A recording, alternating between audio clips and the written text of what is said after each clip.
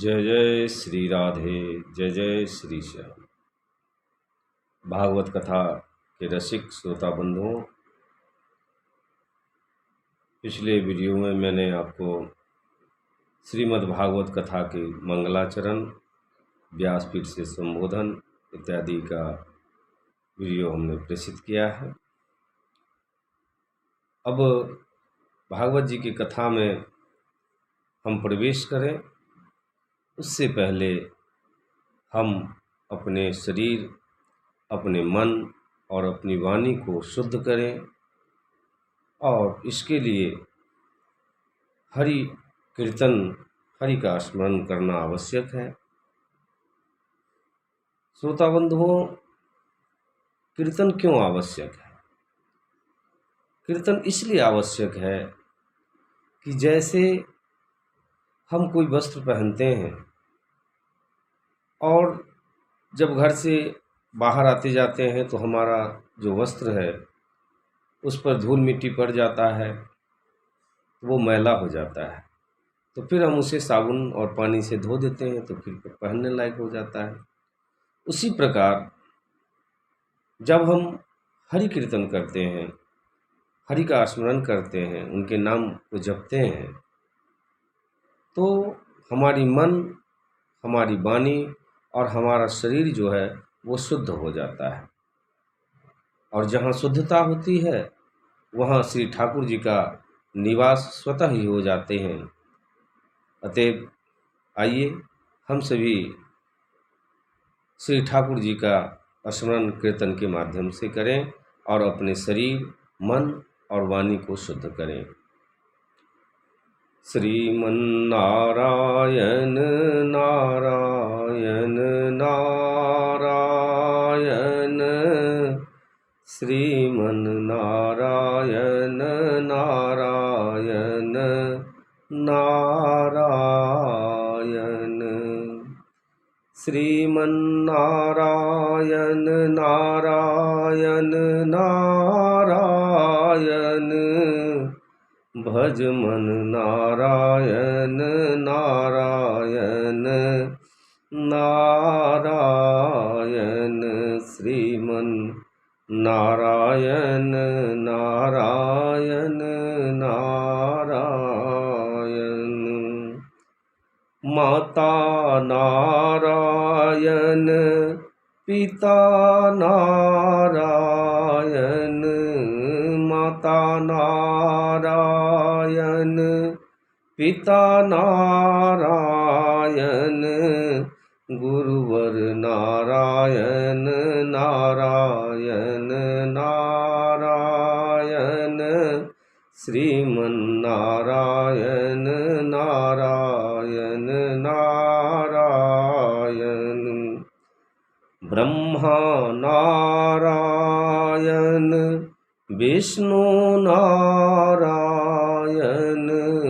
ब्रह्मा नारायण विष्णु नारायण, शिव नारायण नारायण नारायण, शिव नारायण नारायण नारायण, श्रीमन्नारायण नारायण नारायण, भज मन नारायण नारायण नारायण।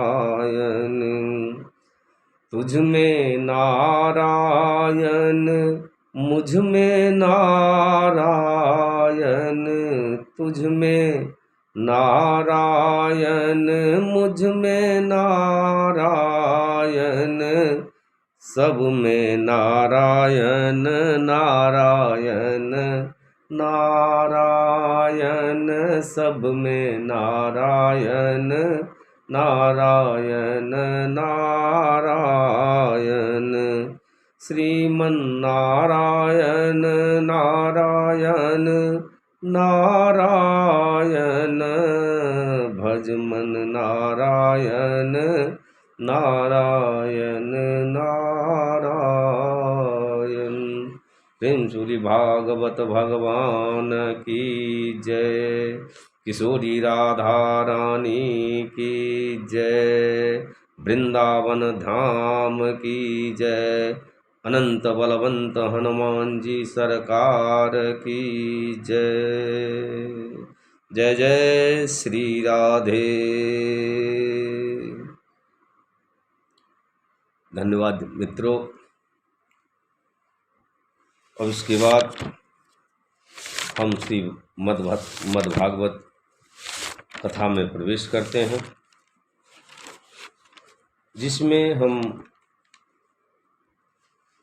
भागवत जी के महत्व के बारे में, उनके महात्म्य के बारे में, उनके प्रभाव के बारे में, उनकी महिमा के बारे में जानेंगे। तो आइए हम कथा को प्रारंभ करते हैं। विद्वान श्रोता बंधुओं,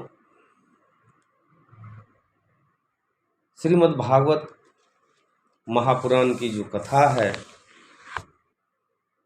उसमें सबसे पहले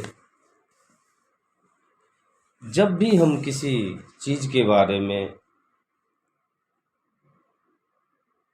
चाहे वो कोई सा भी चीज़ हो, व्यक्ति हो, वस्तु हो, उसके बारे में जब हम भली भांति जान लेते हैं उसके बारे में हमें उसका परिचय हो जाता है, परिचित हो जाते हैं पूर्ण रूप से, तो उसके प्रति फिर हमारा राग उत्पन्न होता है, उससे हमारा लगाव उत्पन्न होता है। तो भागवत जी की कथा में आपका लगाव उत्पन्न हो, आप में आपकी रुचि उत्पन्न हो, उसके प्रति आपका राग, आपका स्नेह उत्पन्न हो आप में, उसके लिए पहले हमें भागवत जी के बारे में जानना पड़ेगा। भागवत जी के बारे में क्या जानेंगे हम? भागवत जी के बारे में जानेंगे सबसे पहले श्रीमद् भागवत महापुराण का अर्थ क्या है।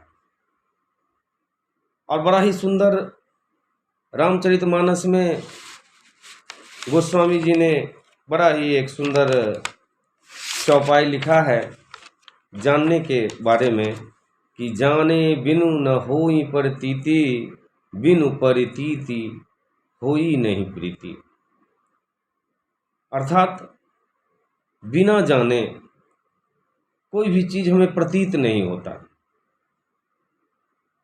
और जब तक हमें कोई चीज़, किसी चीज़ के बारे में, उसके गुणों के बारे में, उसके अवगुणों के बारे में, उसके महिमा के बारे में, उसके महत्व के बारे में जब तक हमें जानकारी नहीं होती है, तो उसके प्रति जो हमारा राग है या हमारा द्वेष है वो उत्पन्न ही नहीं हो सकता है। तो इसलिए जब भी हम कोई कथा ही सुनने क्यों नहीं जा रहे हों, तो उस कथा, जो भी कथा हम सुनने जा रहे हैं, चाहे मानस की कथा सुनने जा रहे हैं या हम भागवत जी की कथा को सुनने के लिए बैठे हुए हैं, तो उसके बारे में संपूर्ण रूप से हमारे पास जानकारी होना चाहिए। और जानकारी क्यों होना चाहिए? जानकारी इसलिए होनी चाहिए कि फिर जब उसकी महिमा के बारे में हमें पता चल जाता है, तो उसके प्रति स्वतः ही हमारा लगाव, हमारा राग जो है उसके प्रति लग जाता है, हमारा राग उत्पन्न हो जाता है, और उसके सुनने के प्रति हमारी रुचि बढ़ने लगती है। तो आइए सबसे पहले हम जानते हैं कि श्रीमद् भागवत महापुराण का अर्थ क्या है। तो श्रीमद् भागवत महापुराण का जो अर्थ है, उसके बारे में एक बड़ा ही रोचक कथा है। तो आइए उसको जानते हैं। श्रीमद् भागवत पुराण में, जैसा कि हम सभी जानते हैं कि उसमें श्री शब्द का प्रयोग किया गया है। अब श्री शब्द का प्रयोग क्यों किया गया है? क्योंकि श्रीमद् भागवत महापुराण में श्रीमद् भागवत लिखा हुआ है, लेकिन और जो अन्य पुराण हैं, जैसे विष्णु पुराण है, शिव पुराण है, मार्कंडेय पुराण है और इत्यादि, जो इसके अलावा जो 17 पुराण हैं, उसमें जो है श्रीमद् का प्रयोग नहीं किया गया है। तो विशेष रूप से भागवत जी में ही श्रीमद् भागवत महापुराण श्री शब्द का प्रयोग पहले क्यों किया गया? तो उसके लिए कथा इस प्रकार से है कि जब श्री नारद जी के निर्देशानुसार महर्षि व्यास जी ने कथा को लिखा और जब उन्हें लगा कि उन्होंने कथा लिख दी है, ग्रंथ का निर्माण उन्होंने कर दिया है, तो कथा तो उन्होंने लिख ली, लेकिन कथा वास्तव में सही है, अच्छा है कि नहीं है, क्या कमी है, क्या विशेषताएं हैं, तो उसको जो लिखने वाला है स्वयं से नहीं जान पाता है। तो व्यास जी ने सोचा कि अब इस बात का निराकरण कौन करेगा कि हमने जो कथा लिखी है वो वास्तव में कथा बढ़िया है, अच्छा है, सुंदर है या प्रभाव वाली है। तो उन्होंने सोचा कि इस कथा में, भागवत जी के कथा में मैंने श्री नारायण का जो है उन्हीं के ही गुणानुवाद किया है, उनका ही गुणानुवाद किया है, उन्हीं के चरित्रों का वर्णन किया है, तो क्यों ना मैं श्री नारायण से ही, ठाकुर जी से ही इसको आशीर्वाद दिला दूं। तो एक समय महर्षि वेदव्यास जी ने, जो उन्होंने ग्रंथ लिखा था, उसको लेकर के पहुंच गए वैकुंठ धाम। वैकुंठ धाम में श्रीमन नारायण माता लक्ष्मी सहित अपने आसन पर विराजमान हैं।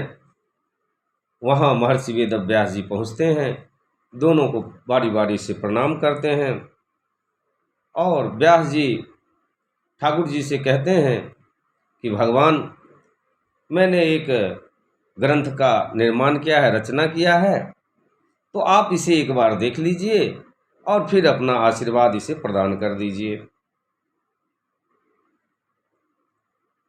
तो भगवान को तो पता ही था कि मेरे ही चरित्रों का, मेरे ही लीलाओं का, मेरा ही गुणानुवाद इसमें किया गया है, तो भगवान ने झट से ही अपना आशीर्वाद भागवत जी को दे दिया। किंतु माता लक्ष्मी जी की तरफ से किसी प्रकार की प्रतिक्रिया नहीं हुई। तो वेदव्यास जी ने माता से पूछा कि माता, भगवान ने तो अपना आशीर्वाद दे दिया, किंतु आपने अपना आशीर्वाद क्यों नहीं दिया? कोई कारण है तो बताइए। तो माता लक्ष्मी जी ने कहा कि देखो, मैं तुम्हारे इस ग्रंथ को अपना आशीर्वाद नहीं दे सकती।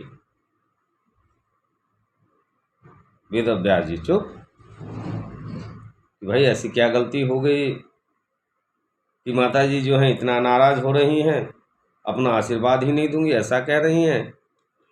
तो व्यास जी ने माता से पूछा कि माता, भाई आपके क्रोध का कारण क्या है, क्यों आप अपना आशीर्वाद नहीं देना चाहती हमारे इस ग्रंथ को, जबकि स्वयं भगवान ने अपना आशीर्वाद दे दिया है।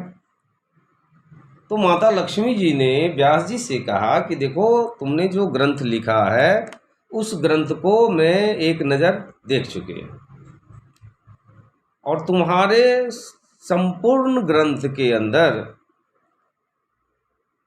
भगवान के चरित्रों का वर्णन तो है, उनका गुणानुवाद तो है, उनकी महिमा का बखान तो है, किंतु किसी भी जगह पर मेरे नाम का चर्चा तक नहीं है। एक भी अक्षर कहीं पर भी मेरे नाम का उच्चारण तक नहीं है। तो जब इसमें मेरा कुछ लेना ही देना नहीं है तो मैं अपना आशीर्वाद क्यों दूं? इसलिए मैं आशीर्वाद नहीं देती। तब व्यास जी ने हाथ जोड़ करके माता जी से कहा कि माता, ऐसी बात तो है नहीं, किंतु फिर भी आप कहती हैं तो मैं कुछ ऐसा कर देता हूं कि आपके बिना, आपका नाम लिए बगैर, आपकी महिमा का बखान किए बगैर कोई भी साधक इस ग्रंथ को ना ही पढ़ पाएगा, ना ही बाँच पाएगा। तब व्यास जी ने कहा है कि भगवत्या प्रोक्तम इति भागवतम, भगवत्या प्रोक्तम इति भागवतम, अर्थात जिस ग्रंथ में श्रीमन नारायण के साथ साथ भगवती लक्ष्मी यानी कौन, यानी हमारी किशोरी राधा रानी जी का भी गुणानुवाद हो, उनकी भी महिमा का बखान हो, उनके भी लीलाओं का बखान हो, ऐसा ही ग्रंथ श्रीमद् भागवत महापुराण कहलाएगा। अब देख लीजिए, तो भगवान जब माता जी ने व्यास जी से कहा तो व्यास जी ने भागवत पुराण के आगे श्रीमद् लगा दिया। तो ऐसा जो कहानी श्रीमद् भागवत महापुराण में श्री शब्द का पहले प्रयोग किया गया है, वो इसी कारण से किया गया है। अब श्री का मतलब समझ गए। श्री मतलब लक्ष्मी जी, अब मद मतलब होता है से युक्त। मद के और बहुत सारे अर्थ होते हैं। मद मतलब अहंकार, है ना, और भी बहुत सारी चीजें। लेकिन यहाँ पर जो मद शब्द प्रयोग किया गया है उसका मतलब है श्रीमद, मतलब लक्ष्मी से युक्त। तो श्रीमद हो गया मतलब लक्ष्मी से युक्त। अब बचा भागवत। तो भाव से होता है भक्ति। भागवत में भागवत है, तो भागवत मतलब भाव से भक्ति, गौ से ज्ञान, व से वैराग्य, और तौ से होता है तारना। वो वाली तारना नहीं, तारना मतलब मुक्ति, सदगति।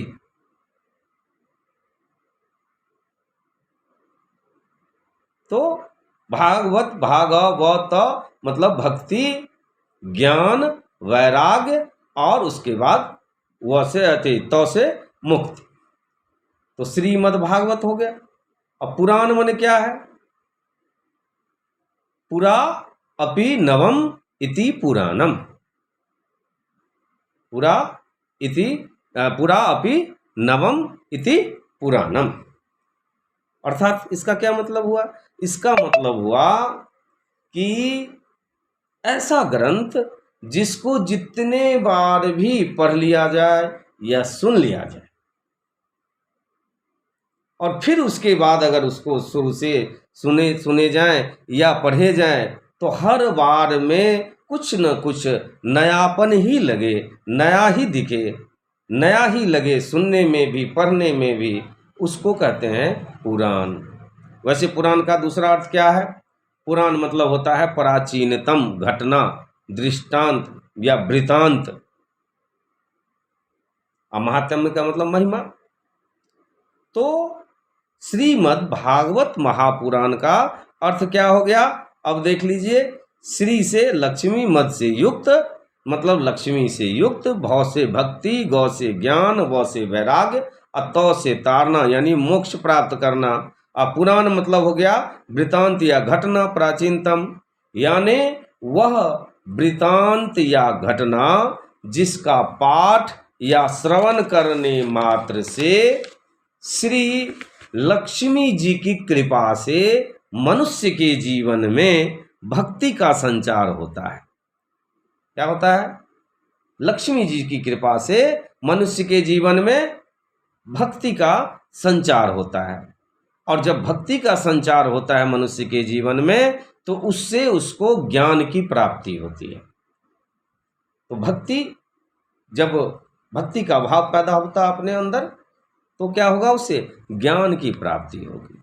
और जब ज्ञान हो जाएगा, तो जब ज्ञानी हो जाएंगे आप, तो स्वतः ही वैराग्य उत्पन्न हो जाएगा आपके अंदर। तो वैराग्य उत्पन्न हो जाता है, और जब वैराग्य उत्पन्न हो जाता है, तब वही वैराग्य मनुष्य के लिए तारण अर्थात तरने का यानी मुक्ति या मोक्ष का द्वार खोल देती है। ऐसी महिमा है श्रीमद् भागवत महापुराण की। प्रेम से बोलिए राधे राधे।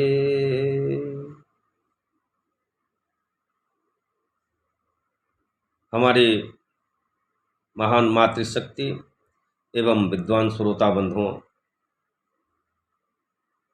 अब हमने ये तो जान लिया कि श्रीमद् भागवत महापुराण में श्री का शब्द का प्रयोग पहले क्यों किया गया, श्रीमद् भागवत महापुराण का अर्थ क्या है।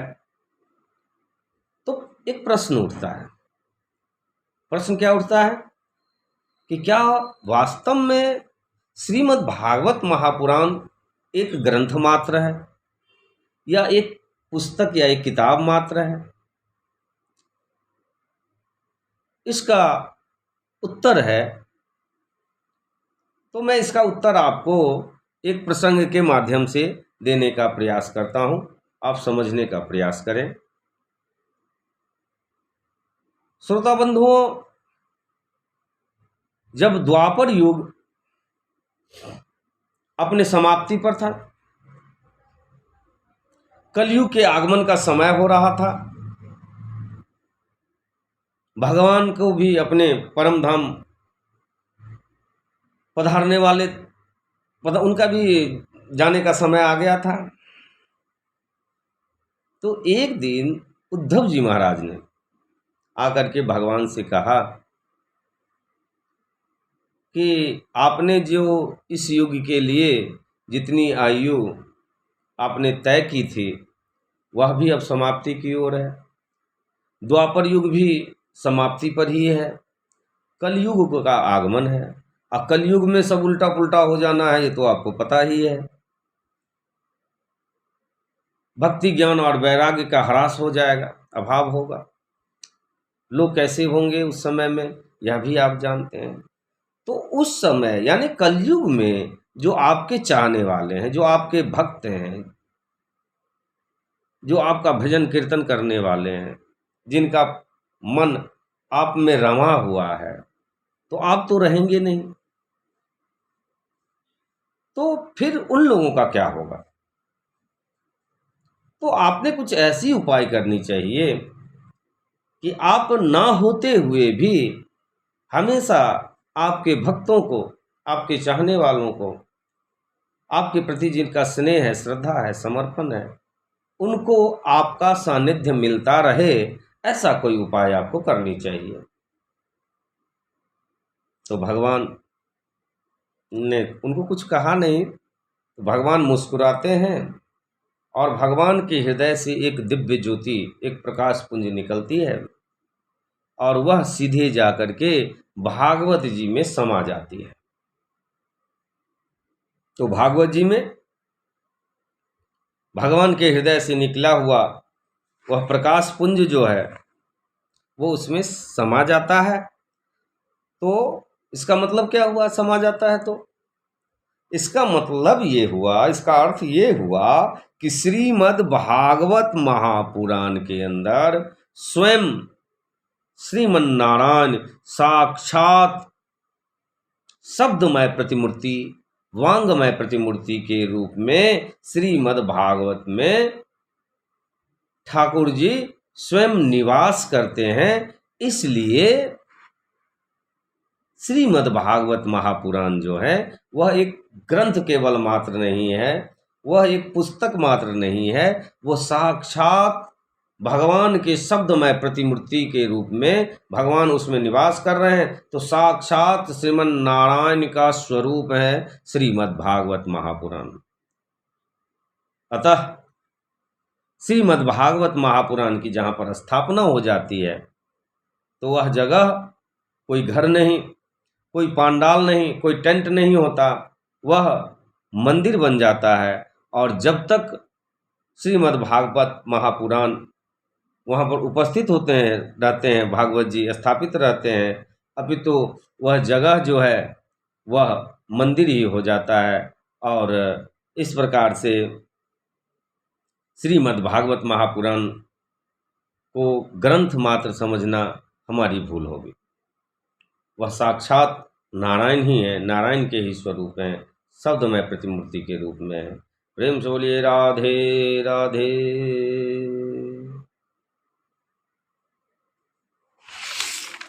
श्रोता बंधुओं, अभी मैंने आपको बताया भागवत जी का अर्थ, श्री शब्द का प्रयोग, और भागवत जी वास्तव में एक पुस्तक, एक ग्रंथ नहीं है, वह भगवान के शब्दमय प्रतिमूर्ति के रूप में भगवान स्वयं इसमें विराजित है। अब आइए कथा के अगली कड़ी में प्रवेश करते हैं। आज के वीडियो में मैं और एक पॉइंट उसमें जोड़ रहा हूँ। तो सबसे पहले श्रीमद् भागवत महापुराण में जो पहला श्लोक है वह क्या है कि सच्चिदानंद रूपाय विश्वोत्पत्त्यादि हेतवे तापत्रय विनाशाय श्री कृष्णाय वयं नुमः। सच्चिदानंद रूपाय विश्वोत्पत्त्यादि हेतवे तापत्रय विनाशाय श्री कृष्णाय वयं नुमः। नमः नहीं है यहाँ पे, नुमः है। नमः का अलग अर्थ होता है, नुमः का अलग अर्थ होता है। तो सबसे पहला श्लोक सच्चिदानंद रूपाय। अब ये सच्चिदानंद क्या होता है? तो सच्चिदानंद का अगर संधि विच्छेद करें तो होता है सत धन चित धन आनंद बराबर सच्चिदानंद। सत्य क्या है? तो सच्चिदानंद बना सत चित और आनंद को अगर जोड़ दिया जाए तो वो हो जाता है सच्चिदानंद। तो सत्य क्या है, चित्त क्या है और आनंद क्या है, आइए इसको जानते हैं। विद्वान श्रोता बंधुओं, जो सत्य है तो सत्य का अर्थ है परमात्मा। सत्य का अर्थ है परमात्मा। अब परमात्मा कौन है? तो परमात्मा वह है जिसका ना आदि है, आदि मतलब शुरुआत, तो जिसका ना आदि है ना मध्य है और ना ही अंत है। तो जिसका ना आदि है ना मध्य है और ना ही अंत है, वही परमात्मा है। और वही परमात्मा क्या है? जो सत्य है वही परमात्मा है। तो सत्य क्या है? परमात्मा के स्वरूप है। परमात्मा कौन है? जिसका न आदि है न मध्य है और न ही अंत है। अब आइए चित्त। चित्त क्या है? चित्त मतलब होता है प्रकाश। उदाहरण स्वरूप जैसे बिजली के बल्ब में के अंदर एक फिलामेंट लगा हुआ रहता है, तो बिजली आने पर जैसे स्विच दबाते हैं तो फिलामेंट जल उठता है, तो चारों ओर प्रकाश फैल जाता है। उसी प्रकार मनुष्य के शरीर में आत्मा रूपी प्रकाश जो है वह बैठा हुआ है। अब ये आत्मा क्या है? क्या है आत्मा? तो आत्मा जीव मात्र के हृदय में स्थित जलता हुआ प्रकाश पुंज ही तो है। तो प्रकाश पुंज के रूप में आत्मा हमारे शरीर में बैठा हुआ है। तो वो प्रकाश रूपी परमात्मा यानी चित्त रूपी परमात्मा, चित्त मतलब प्रकाश, और प्रकाश के रूप में आत्मा जो है हमारे शरीर में बैठा हुआ है। तो वह प्रकाश रूपी परमात्मा जिस दिन भी जीव के अंदर से निकल जाता है उस दिन जीव का कोई भी कीमत नहीं होता। इसलिए जो भगवान सत्य है, जिसका न आदि है न मध्य है और न ही अंत है, वही परमात्मा चित्त रूप में प्रत्येक जीव मात्र के हृदय में विराजित है। तो हमने अभी आपको बताया सत्य और चित्त। अब आनंद। आनंद क्या है मित्रों? आनंद का अर्थ एसी कार में चलना, बड़े बड़े बंगलों में रहना, डनलप पे सोना, अच्छे अच्छे भोजन करना, अच्छे अच्छे वस्त्र पहनना, है ना। तो ये वास्तव में आनंद नहीं है, ये भौतिक सुख है। ये होना कोई बुरी बात नहीं है, होना ही चाहिए। तो लेकिन ये जो भौतिक सुख है, तो बहुत सारे लोग क्या करते हैं कि इसी भौतिक सुख को आनंद मान करके अपने जीवन में चलते रहते हैं, जबकि यह आनंद नहीं है, यह एक साधन है। ये भौतिक सुख है जो आपने जो द्वारा किए हुए कर्मों के प्रताप से, पुण्य के प्रताप से आपको प्राप्त हुआ है। तो यह आपका भौतिक सुख है। आनंद क्या है? आनंद है कि एक जोड़ी वस्त्र में भी एक व्यक्ति एक जोड़ी वस्त्र में सुबह भोजन किया, रात को मिलेगा कि नहीं मिलेगा, इसकी चिंता किए बगैर भगवत भजन में जो लीन रहता है वही आनंद स्वरूप है। तो भौतिक सुख और ये आनंद जो है ये आध्यात्मिक होता है। तो बंधुओं, परमात्मा का नाम ही आनंद स्वरूप है। जीवन में कितना भी सुख आ जाए, यदि परमात्मा का नाम नहीं गा रहे हो, परमात्मा का भजन नहीं कर रहे हो, परमात्मा का कीर्तन नहीं कर रहे हो, तो इसमें आपको किसी प्रकार का आनंद प्राप्त जीवन में नहीं हो रहा। भौतिक सुख अलग है, लेकिन आनंद की अनुभूति आपको नहीं होती। और यदि जीवन में कितना भी दुख आ जाए, फिर भी परमात्मा के भजन में अगर आप लीन रहते हैं, परमात्मा के भजन में लगे रहते हैं, उनके कीर्तन में भजन में लगे रहते हैं, उनका नाम लेते रहते हैं, तो समझ लो कि वही परमात्मा रूपी आनंद है। आपको एक अलग प्रकार की, एक अलौकिक आनंद की अनुभूति आपको होती रहती है।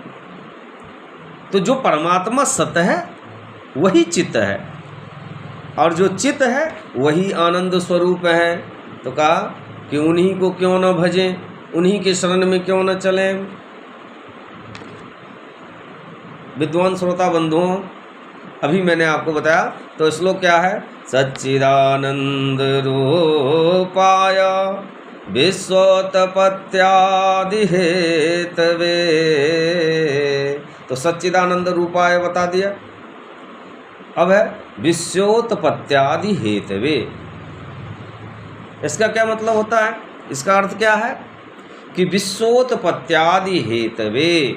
तो बंधुओं, विश्वोत्पत्त्यादि हेतवे का अर्थ है कि परमात्मा, कौन परमात्मा? जो सत है, जो चित्त है और आनंद स्वरूप है, वही परमात्मा तीन तरह का काम करते हैं। वही परमात्मा क्या करते हैं? तीन तरह के काम करते हैं। क्या काम करते हैं? तो पहला काम करते हैं, ब्रह्मा जी के रूप में सृष्टि का सृजन करते हैं, विश्व को उत्पन्न करते हैं। विश्वोत्पत्त्यादि हेतवे, विश्व को उत्पन्न करते हैं, सृजन करते हैं सृष्टि का। और दूसरा काम क्या करते हैं? अब सृष्टि का जब सृजन हो गया है तो उसका पालन भी होगा। तो विष्णु के रूप में वही सच्चिदानंद, वही परमात्मा जो सत्य है, चित्त है, आनंद स्वरूप है, वही उसका विष्णु के रूप में पालन करते हैं। तो समस्त जगत का पालन विष्णु के रूप में वही परमात्मा करते हैं। और तीसरा क्या काम करते हैं कि समय आने पर जब पाप अधिक बढ़ जाती है या किसी का समय पूरा हो जाता है, तो शिव के रूप में, महादेव के रूप में वही परमात्मा जगत का संहार कर देते हैं, जिन्हें हम क्या कहते हैं? जिन्हें हम त्रिदेव कह के नाम से जानते हैं। तो सच्चिदानंद रूपाय विश्वोत्पत्त्यादि हेतवे। तो हमने आपको सच्चिदानंद रूपाय का बता दिया, विश्वोत्पत्त्यादि हेतवे भी बता दिया। अब आगे क्या है कि तापत्रय विनाशाय श्री कृष्णाय वयं नुमः। तापत्रय विनाशाय, तापत्रय, ताप, अत्रय मतलब तीन, ताप मतलब रोग, त्रय मतलब तीन, विनाशाय मतलब उसका नाश करने वाला, हरण करना। तापत्रय, तो तीन तरह के ताप बताए गए हैं। हमारे यहाँ तीन तरह के जो हैं वो ताप बताए गए हैं, यानी रोग। ताप मतलब तीन तरह के रोग बताए गए हैं। तो इन्हीं तीन प्रकार के रोगों से, तापों से जो भगवान हैं वो अपने भक्तों को मुक्ति देते हैं। आप पूछेंगे ये ताप कौन से हैं? तीन। तो हमारे यहाँ जो 3 तरह के ताप बताए गए हैं, इस संदर्भ में भी मानस में गोस्वामी जी ने बड़ा ही एक सुंदर चौपाई लिखा है कि दैहिक दैविक भौतिक तापा राम राज्य काहू नहीं व्यापा। बड़ा ही सुंदर चौपाई, बड़ा ही क्या, दैहिक दैविक भौतिक तापा राम राज्य काहू नहीं व्यापा। तो 3 तरह के ताप बताए गए हैं। या पहला क्या है, दैहिक शारीरिक रोग हो सकते हैं। दूसरा कौन से ताप बताए गए हैं, दैविक प्राकृतिक रोग हो सकते हैं। प्रकृति जैसे आप देखते हैं कहीं सुनामी आ गया, कहीं ज्वालामुखी फट गया, कहीं भूकंप आ गया, तो इस तरह के जो है, कहीं बाढ़ की विभीषिका झेल रहे हैं लोग, तो इस तरह के ये प्राकृतिक, कहीं बहुत गर्मी हो गई तो सूखा पड़ गया, कहीं बारिश इतनी हो गई कि बाढ़ आ गया, तो इस तरह के जो रोग हैं ये भी एक प्रकार के रोग हैं, एक प्रकार के ताप हैं, जिसे प्राकृतिक ताप कहते हैं।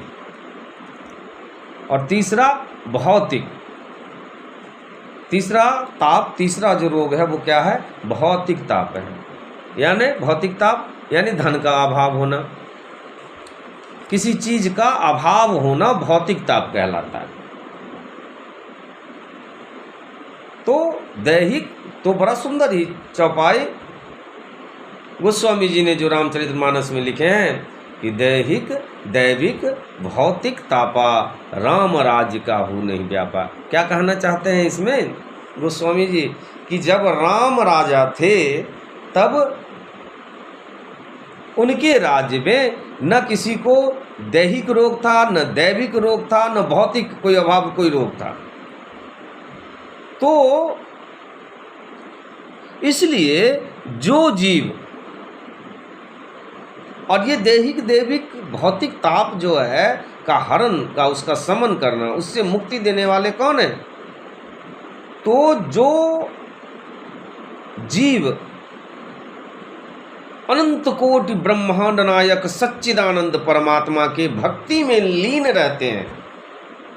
ये तीनों ताप किसके हरण करते हैं, भगवान। तो जो अनंत कोटि ब्रह्मांड नायक सच्चिदानंद पर ब्रह्म परमेश्वर परमात्मा के भक्ति में लीन रहते हैं, तो परमात्मा उनके दैहिक दैविक भौतिक तीनों तरह के ताप का हरण कर लेते हैं, उसका समन कर देते हैं। अब क्या बचा कि सच्चिदानंद रूपाया विश्वोत्पत्त्यादि हेतवे तापत्रय विनाशाय श्री कृष्णाय वयं नमः। तो तापत्रय विनाशाय बता दिया, तीनों तरह के ताप भगवान हर लेते हैं किसके, उनकी भक्ति में लीन रहने वाले जो जीव हैं, जो भक्त हैं उनका। तो कह रहे हैं कि श्री कृष्णाय वयं नुमः। तो जो परमात्मा सत्य है, जो परमात्मा चित्त स्वरूप है, जो परमात्मा आनंद स्वरूप है, जो विश्व का उत्पन्न करने वाला है, जो जगत का पालन करने वाला है, जो उसका संहार करने वाला है, जो दैहिक दैविक और भौतिक तीनों तरह के ताप से रक्षा करने वाला है, तो आओ ऐसे ही परमात्मा के शरण में चलें, ऐसे ही श्री कृष्ण को भजें, ऐसे ही श्री ठाकुर जी के शरणों में अपने आप को समर्पित करें। प्रेम से बोलिए राधे राधे।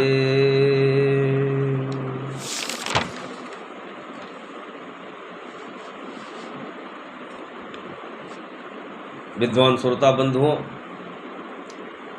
इस वीडियो में हम यहीं तक कथा को रखते हैं। आगे की कथा अगले वीडियो में फिर हम आपको भेजेंगे। उससे पहले आप सभी से हमारा आग्रह है, निवेदन है कि आप सभी हमारे चैनल श्री विमल गोपाल सेवा संस्थान को लाइक करिए, सब्सक्राइब करिए कमेंट करिए, अपने सुझाव हमें भेजिए, शेयर करिए, बेल आइकन के बटन को दबाइए,